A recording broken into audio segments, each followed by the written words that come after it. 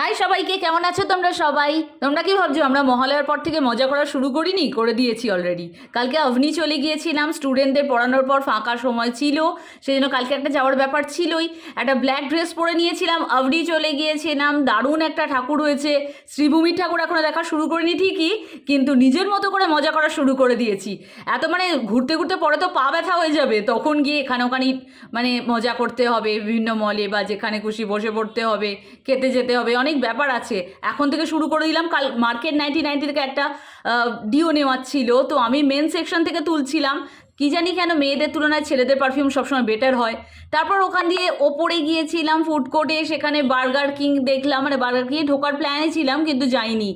আর একটু টি জোনে আমরা খাবার প্ল্যান করছিলাম, কিন্তু সেটাও খাইনি, আমরা জাস্ট আইসক্রিম খেয়েছিলাম। কালকে ভেজ খাবার দিন ছিল, তার কারণ স্যাটারডে, তোমরা বুঝতেই পারছো মলটাকে এত সুন্দর করে সাজানো হয়েছে কি বলবো তোমাদের।